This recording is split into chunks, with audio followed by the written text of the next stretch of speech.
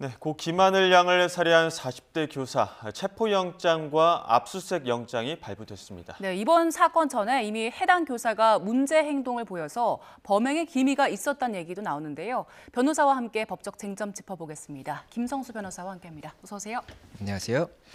40대 교사는 지금 중환자실에 있는 것으로 알려졌는데 체포영장은 발부됐거든요. 수사 어떻게 좀 진행이 될까요? 예, 일단은 이 피해자에 대한 신문이 이루어져야 될 것으로 보이는데 지금 아직 병원에 있다고 이야기가 나오지 않습니까? 그렇다 보니까 이 병원에서 어느 정도 이 상태가 안정이 되면 이후에 피해자 신문을 직접적으로 진행하지 않을까 생각이 됩니다. 그리고 현재 이 해당 교사의 주거지, 차량 그리고 학교 측 컴퓨터 등 이 관련 자료들을 압수수색을 통해서 확보를 하고 있다고 하기 때문에 그런 자료들을 통해서도 뭐 추가적인 사실관계에 대해서 뭐 파악할 부분이 있는지를 확보하지 않을까 생각이 됩니다. 예, 그 아이 손에 저항했던 흔적이 있었다라는 유족 진술이 있기도 했는데 오늘 오전 중으로 김양에 대한 부검이 진행된다고 하거든요. 관련해서는 어떤 단서를 찾을 수 있을까요? 예, 지금 현재 피해자가 진술한 내용이 일부 있는 것으로 보입니다. 그리고 그 일부 내용을 봤을 때는 뭐 언제 어떻게 공격을 했다 이런 취지의 이야기가 일부 있었던 것으로 보이는데 이 부검을 하는 이유 자체가 부검을 하게 되면 어떤 원인으로 직접적인 이제 사망의 결과에 이르게 됐는지 그리고 이 당시 어느 시점에 사망을 했는지 이런 것들을 알 수가 있게 됩니다. 그래서 이러한 부검을 통해서 확인된 사실관계가 지금 피해자의 진술과 맞다라고 한다면 피해자의 진술의 신빙성이 높아질 수가 있는 것이고 만약에라도 맞지 않는 부분이 있다라고 한다면 어느 정도 사실관계에 대해서 달리 진술한 부분이 있을 수가 있거든요. 그렇다 보니 일단 부검을 통해서 이 객관적인 사실에 대해서 추가적인 증거를 확보하는 그런 절차라고 볼 수가 있을 것 같습니다. 가해자가 이제 점심시간 오후 접어들면서 범행 도구를 미리 이제 사러 가는 장면들도 포착이 되기도 했었는데 이렇게 되면은 계획 범죄 가능성도 염두에 둬야 되는 겁니까? 예, 아무래도 이 범죄의 경우에 이제 계획적이냐 아니면 우발적이냐에 따라서 이 형량의 차이가 발생할 수가 있고 이것 자체도 중요한 사실관계이기 때문에 확인을 해야 되는 부분인데 지금 이 흉기에 대해서 학교에 있는 것이 아니라 이 외부에서 사온 흉기라고 볼 수가 있지 않습니까? 그렇다 보니까 이 범행에 대해서는 계획적인 부분이 어느 정도는 인정이 될 것으로 보이는데 다만 지금 현재 이 범행의 대상이 어떠한 특정 목적을 가지고 특정이 됐던 것인지 아니면 불특정 다수를 이렇게 대상을 했던 것인지 이것도 중요한 사실관계가 될 수가 있기 때문에 그 부분을 일단 확인을 할 것으로 보이고 만약이라도 이 대상을 특정한 것이라고 한다면 어떠한 이유에서 특정을 했는지에 따라서 또 이 부분도 이 처벌의 수위에 굉장히 중요한 부분이 될 수가 있어서 이런 부분까지도 일단은 여러 가지 가능성을 두고 종합적으로 수사하지 않을까 생각이 됩니다. 예. 그 아동 휴대전화에 앱이 하나 깔려져 있었는데 그 피해자 부모에 따르면 아동 휴대폰 녹음 소리를 들려보면 오후 4시 50분쯤에는 이미 아이 목소리가 들리지 않았다고 하더라고요. 돌봄 교실 데려가서 그 교사가 바로 범행을 저질렀을 가능성에 대해서도 살펴볼까요?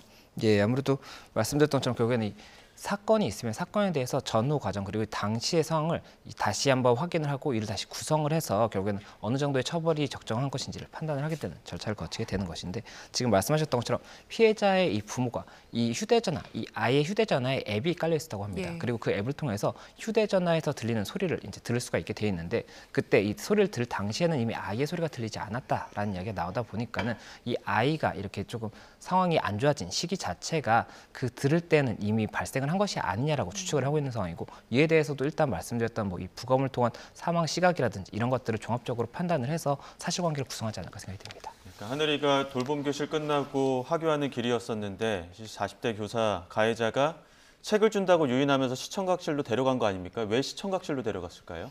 예, 일단 이 부분에 대해서도 저희가 예단을 가지면 오히려 사실관계를 파악하는 데 있어서 이 방해가 될 수가 있기 때문에 예단은 가질 수가 없지만 우선 지금 나오고 있는 예상을 말씀을 드리면 시청각실 자체가 좀 평소에 잠겨 있는 공간이거나 아니면 사람들이 아무래도 조금 가까이 오지 않는 그런 장소였던 것 외진 같습니다. 곳인가 예, 그렇다 보니까는 범행의 장소로 검토한 것이 아닌가 이렇게 지금 추측은 되고 있습니다. 다만 이 부분에 대해서 수사에 있어서는 이런 부분에 대한 예단이 있다라고 한다면 사실관계가 왜곡될 수가 있기 때문에 수사기관에서는 이 부분 여러 가지 가능성을 두고 보고 있는 것이지 예단 같지는 않고 있을 것 같습니다. 예. 그리고 그 가해 교사가 하늘이와 평소에 어떤 관계가 있었는지에 대해서는 아직 확실히 알려진 건 없는데 범행 대상을 특정했는지 이 부분도 관심입니다. 해당 교사가 무작위로 저질렀다 이렇게 진술을 했더라고요. 예, 맞습니다. 만약에 이 불특정 다수를 대상으로 이 범행 대상을 물색한 것이라고 한다면 이 부분에 대해서도 이제 이 살인의 유형 중에 이 양형 기준에서의 살인의 유형 중에 달리 볼 수 있는 부분이 있기 때문에 이것도 봐야 되는 것이 있고 또 이 특정을 했다라고 한다면 어떤 목적이었는지를 봐야 되는 겁니다. 그 목적에 그 비난 가능성에 따라서 더 중하게 처벌이 될 수가 있기 때문에 이런 부분까지도 일단 사실관계를 여러 가지로 검토를 하고 있는 것이고, 이것이 사실관계를 피의자의 진술만 가지고 확인하는 것이 아니라 뭐 CCTV라든지 뭐 여러 가지 사실관계들이 더 있지 않습니까? 이런 것들을 통해서 확보를 할 것이기 때문에 이 부분까지도 일단은 어떻게 확보가 되는지를 봐야 되는 것이고, 현재까지 알려진 사실관계는 아직까지 굉장히 초동 단계이기 때문에 조금 더 이 사건이 진행된 다음에 저희가 구체적인 사실관계를 더 알 수 있지 않을까 생각이 듭니다. 예. 변호사님 앞서 말씀해 주신 것처럼 불특정 인물에 대한 어떤 가해냐 혹은 계획범죄의 가능성을 염두에 둬야 된다. 이런 이야기들 여러 가지 가능성들이 있지 않습니까? 그런 가능성들을 종합해 봤을 때 이 가해 교사에 대한 처벌은 어떻게 되는지 또 신상공개 여부는 어떻게 되는지도 좀 답변을 해 주시죠. 예, 일단 이 살인죄 같은 경우에는 사형 무기 또는 5년 이상의 징역의 형을 명시하고 있습니다. 그렇다 보니까 이 5년 이상의 형은 반드시 이제 선고가 될 가능성이 높다라고 보이고, 그리고 양형 기준에서 이제 이 가중이나 감경 사유가 있을 때는 그 부분을 이제 반영을 해서 선고를 내리게 되기 때문에 그 부분까지도 반영이 되지 않을까 생각이 됩니다. 그리고 말씀드렸던 이 5년 같은 경우가 이제 최소의 형이라고 볼 수가 있기 때문에 이 비난의 가능성이라든지 이 살인의 그 범죄의 형상 이런 것들을 봐서 굉장히 좀 중하게 처벌될 가능성도 있고, 그리고 이 신상공개 같은 경우에는 이 중대범죄 같은 경우에 현재 지금 심의를 거쳐서 심사한 공개를 하고 있지 않습니까? 예. 지금 경찰에서는 이번 신상공개에 대해서 검토 중이라고 이야기가 나오고 있기 때문에 신상공개의 가능성도 있지 않을까 생각이 됩니다. 예, 해당 교사가 지난 2018년부터 우울증 치료를 받고 있었고, 그리고 지난해 12월에는 그 우울증으로 병가휴직에 들어갔다가 조기 복직을 한 상황이잖아요. 그래서 이 우울증 같은 정신질환 때문에 심신미약이 받아들여지면 양형에는 얼마나 영향을 미칠까요? 예, 일단 심신미약 같은 경우에 이 재판부에서 이 평소에 이 사람이 어떤 우울증 전력이 있다라고 해서 반드시 받아들여 주는 것이 아니라 이 범행의 당시가 심신미약의 상태에 이르렀는지를 기준으로 봅니다. 그렇기 때문에 심신미약이 받아들여지는 정도가 높지가 않다라고 볼 수가 있습니다. 이 가능성의 정도가. 그래서 그 부분을 저희가 봐야 될 것으로 보이고, 만약 심신미약의 정도를 넘어서 심신상실이라든지 우울증으로 인해서 이제 정상적인 판단이 아예 불가능한 정도에 이르렀고, 이것이 굉장히 심한 상태여서 이 치료가 필요한 상태라고 한다면 오히려 그때는 이제 치료 감호를 검토할 수가 있기 때문에 그 부분이 이제 쟁점이 될 수는 있을 것 같습니다. 다만 말씀드렸던 것처럼 심신미약이 성립될 수 있는지에 대해서는 이 병력, 과거의 병력만 가지고 판단하는 것이 아니기 때문에 그 부분에 대해서는 일단 수사를 통해서 사실관계가 밝혀지고, 이에 대해서 다시 한번 재판을 통해서 사실관계를 다시 한번 특정을 하게 됩니다. 그럼 그 과정을 통해서 어떻게 판단할지가 정해지지 않을까 생각이 됩니다. 지금 이 사건이 더욱 안타까운 이유가 막을 수 있었다는 겁니다. 그러니까 전조 증상으로 확인할 수 있었던 부분들이 있지 않았을까, 이런 이야기들이 나오는데 저희가 그래픽으로 좀 정리를 해봤습니다. 어떤 전조 증상들이 있었는지. 40대 여교사 일단은 2024년 12월, 작년 12월에 우울증 사유로 6개월 병가휴직을 냈는데 6개월 안 채우고 3주 만에 다시 복직을 했습니다. 근데 복직을 하자마자 올해 2월부터, 그러니까 하늘이에게 이렇게 위해를 가하기 닷새 전부터 컴퓨터를 파손하거나 동료 선생님에게 목을 조르는 행동을 하거나, 그런 것 때문에 학교 측에서는 교육청에 사건 보고를 또 했었고, 교육당국에서도 조사를 했고 휴직 권고를 하기도 했었습니다. 그러니까 여러 가지 그 시점으로 봤을 때는 어떻게 보면 학생들과의 분리 조치를 할 수 있었을 가능성도 나오는 건데, 이런 부분 때문에 좀 안타까운 것 같기도 하고요. 이런 행동들은 또 어떻게 좀 분석을 해봐야 되는 겁니까?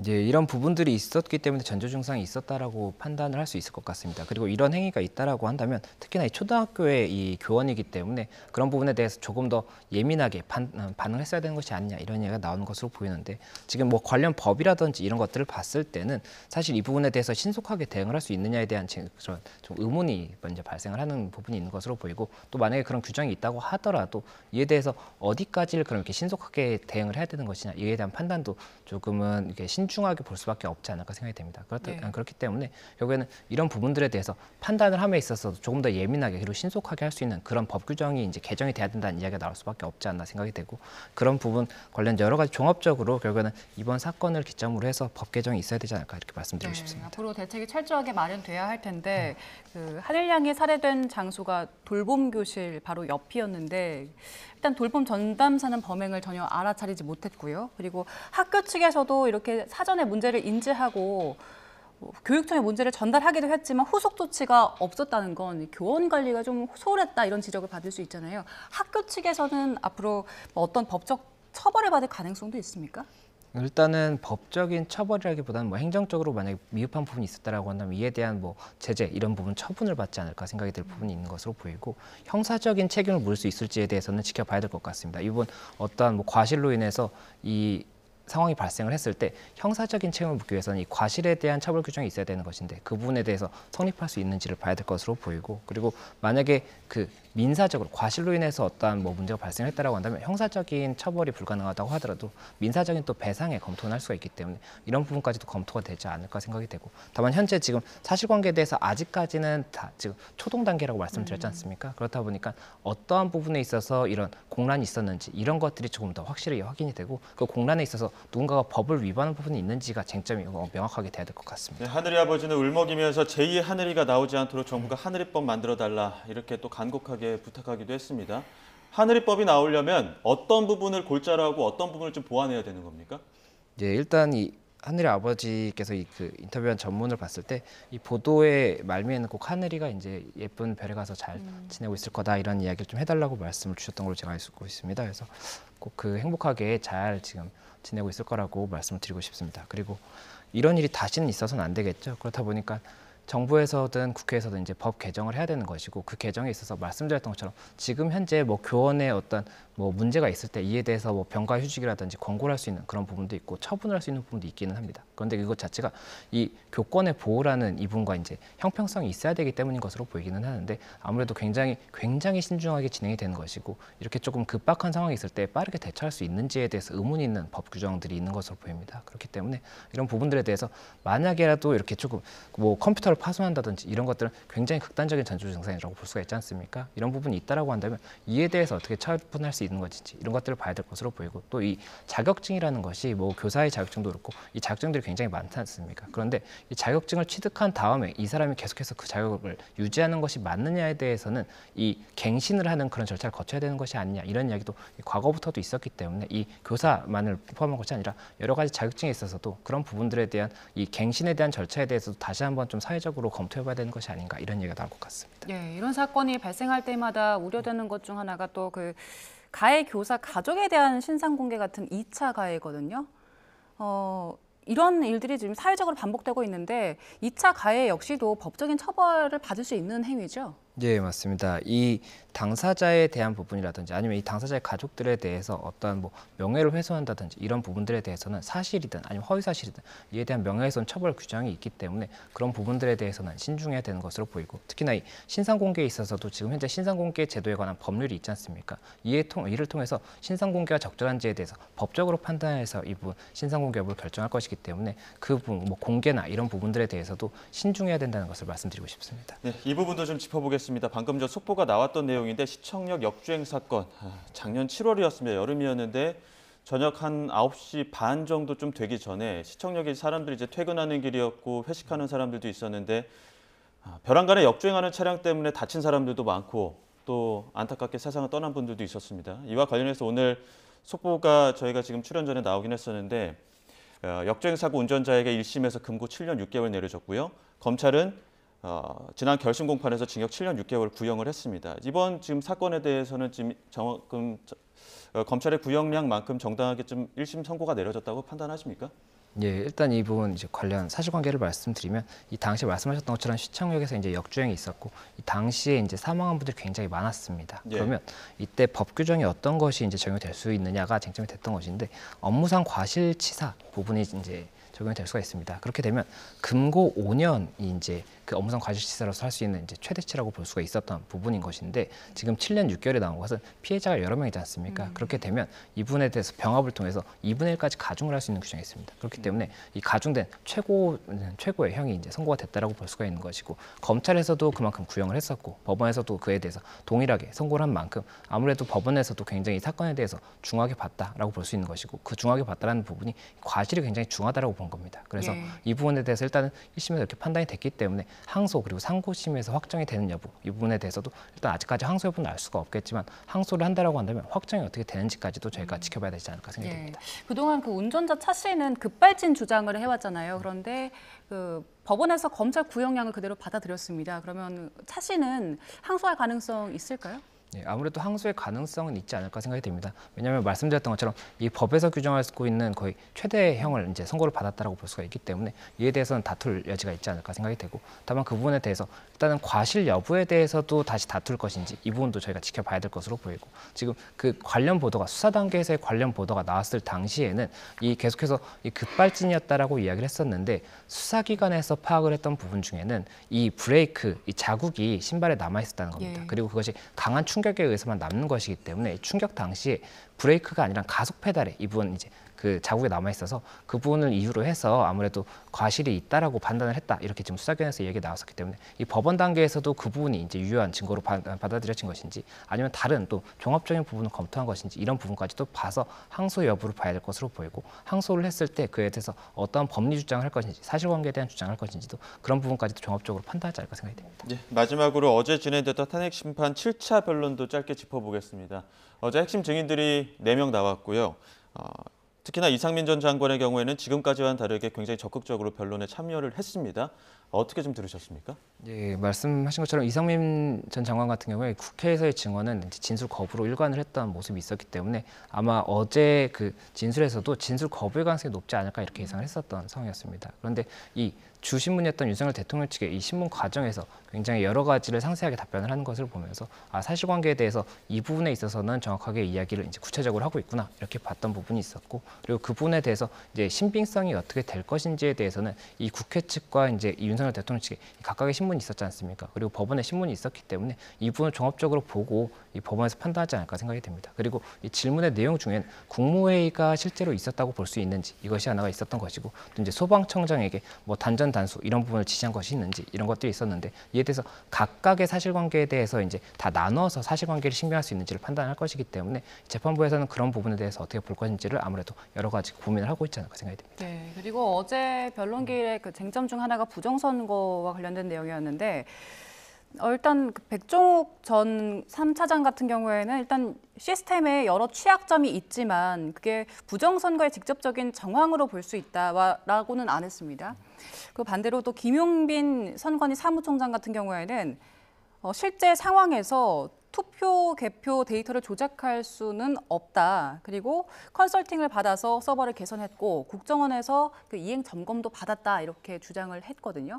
어제 이어진 그 증언들을 봤을 때 헌법재판관들은 어디에 더 무게를 둘까요? 예, 일단 말씀하신 것처럼 이 3차장, 국정원 3차장 같은 경우가 이 보안 점검에 참여했던, 이 시스템 보안 점검에 참여했던 그 당사자이기 때문에 이에 대해서 이제 질문이 있었던 것으로 보이고, 그리고 이 사무총장 같은 경우에 선관위 사무총장이기 때문에 이제 선관위에 관한 또 이런 진술이 있었던 것으로 보입니다. 그런데 이분 시스템에 만약에 하자가 있었는지 여부에 대한 이 사실관계 공방에 있어서 어느 쪽을 신빙할 수 있는지 이것 자체도 봐야 될 것인데, 이 진술 외에도 다른 뭐 여러 가지 물증들이 있지 않습니까? 그런 것까지 확정을 해서 이제 보지 않을까 생각이 되고, 그리고 이 탄핵 심판 사건 자체에서 이 부분 선거 시스템에 문제가 있는지 하자가 있는지 이런 것 자체는 사실 주요 쟁점이라고 보기는 어렵습니다. 이게 중요한 부분은 맞습니다. 왜냐하면 국가의 뭐 이런 전시나 사변에 준하는 비상사태였는지를 판단함에 있어서 일단 부정선거도 있었다는 것이 하나의 사실관계 중에 하나로 일단 진술하고 있기 때문에 중요한 부분은 맞습니다. 하지만 이 쟁점 자체는 탄핵 사유의 5가지가 해당하느냐가 이제 주된 쟁점인 것이고, 그 중에 하나의 이 관계되는 사실관계이기 때문에 이에 대해서 집중적으로 볼 것인지 아니면 다른 부분에 대해서 집중적으로 볼 것인지를 봐야 되는 것이고, 이에 대한 신뢰 여부가 이 각각의 재판관이 판단할 것이기 때문에 그 사실관계를 어떻게 볼 것인지는 저희도 조금 더 지켜봐야 될 것 같습니다. 윤 대통령 지금까지 부정선거 관련 발언들을 보게 되면은 일단 헌재 판단 심판 전에는 부정선거 의혹에 대해서 굉장히 강하게 주장을 하다가 헌재 변론기일에서는 부실한 부분이 있으니까 점검해볼 필요가 있다라고 했었습니다. 근데 어제는 부정선거 관련해서 그 주요 증인들이 나왔을 때 그 심판정에 참석을 하지 않았었거든요. 같은 맥락으로 봐야 되는 거, 어떤 의도가 있다고 봐야 되는 겁니까? 그 심판정에 일단 그 앞서의 증인에 대해서는 이제 참석을 했었고, 그리고 이제 뭐 증인신문이 맞춰진 다음에 의견도 이야기를 했었습니다. 그런데 이 다음 2명의 증인에 대해서는 참석을 하지 않았기 때문에 그 원인에 대해서는 지금 제가 정확하게 파악을 하지 못하고 있는데, 그 부분 뭐 건강상의 이유였던 것인지 아니면은 직접적으로 참여하는 것에 대해서 이분에 대한 부분은 실익이 없다라고 판단을 했던 것인지 이런 것들을 봐야 될 것으로 보이고, 아마 만약 건강상의 이유가 아니고 뭐 실익이 의식이 없다라고 판단을 했다라고 한다면 그 목요일에 지금 또 4명의 증인신문이 예정이 네, 돼 있지 않습니까? 그렇다라고 한다면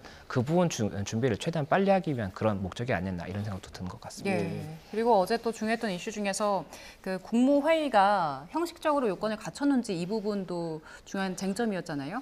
이상민 전 장관 같은 경우에는 그 어떤 국무회의보다 치열한 논쟁이 오갔다. 그리고 국무회의 그 의사 정족수가 만족될 때까지 기다렸다라는 이야기도 했고요. 그런데 또 반대로 한덕수 총리나 최상목 대행 같은 경우에는 조금 결이 다른 이야기를 하고 있습니다. 그걸 국무회의로 인정하기는 어렵다라는 이야기를 하고 있는데 이렇게 제각각 입장이 갈리는 이유는 어디에 있다고 보십니까? 네, 일단 이에 대해서는 각각의 말씀하셨던 것처럼 그 정족수에 대해서 11명을 채웠다는 것은 이제 다툼 없는 사실인 것 같습니다. 양측 다 인정을 하고 있는 사실인 것으로 보이고 다만 이 부분에 대해서 이 국무회의 심의가 있었다고 볼 수 있느냐에 대해서는 이제 사실관계라든지 형식적으로 이런 부분들을 따져봐야 되는 것인데 그 부분에 대해서 일단 국회 측에서는 심의 자체가 없었다라고 볼 수 있다라고 하고 있는 것이고 이것은 탄핵 사유의 5가지 중에 하나입니다. 이 요건 자체를 계엄 선포 요건 자체를 그 절차적으로 위반했다 이런 것이기 때문에 이 절차 위반에 대해서 다투는 그런 부분과 관련해서 심의가 있었느냐 여부가 중요한 부분인데 11명이 모인 것에 대해서는 동의를 하는데 이에 대해서 형식적으로 맞췄다고 볼 수 있느냐에 대해서는 뭐 회의록이 있었는지 그리고 이후에 부서가 있었는지 이런 것들이 이제 쟁점이 되는 것으로 보이고 지금 현재 이 내용적으로 있어서는 내용에 있어서 지금 말씀하셨던 것처럼 뭐 한덕수 총리나 이런 경우에는 이 부분 국무회의로 볼 수 없는 간담회 정도였다라는 취지의 이야기를 하고 있기 때문에 그것에 대해서는 이제 각각의 해석이 들어가 있는 겁니다. 각각의 위원들이 당시 참여했을 때 내가 느끼기엔 이랬다라는 해석인데 이 해석이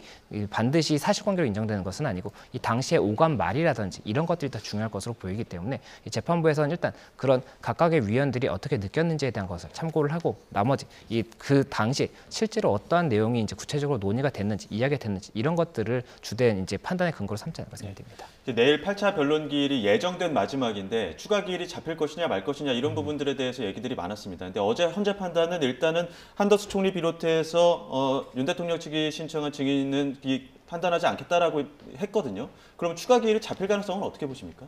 일단은 내일 기일까지 봐야 될 것 같습니다. 내일 기일에서 만약이라도 뭐 추가적으로 사실관계가 필요한 부분이 있다라고 한다면 증인신문을 추가로 지정할 가능성도 있지 않을까 생각이 되고 그렇지 않다라고 한다면 만약에 증인신문이 종료가 됐다라고 했을 때 그러면 최종 변론 기일을 한 차례 이상은 아마 지정을 할 가능성이 높습니다. 그러면 한 차례 이상 지정이 됐을 때 한 일주일이나 2주일 정도 이제 시간이 더 소요될 것으로 보이고 그 이후에 이제 박근혜 전 대통령 같은 경우나 노무현 전 대통령 같은 경우에 이 최종 변론 기일 이후에 2주 정도 후에 평의 이후에 선고가 내려졌기 때문에 그런 절차가 이제 간격이 있지 않을까 생각이 되는데 다만 지금 현재 상황에서 증인신문 기일이 더 잡힐지 안 잡힐지에 대해서는 단언하기 어렵지 않을까 생각이 듭니다. 오늘 내일 상황을 또 추가적으로 한번 봐야 될 것 같습니다. 지금까지 김성수 변호사와 함께했습니다. 고맙습니다. 고맙습니다.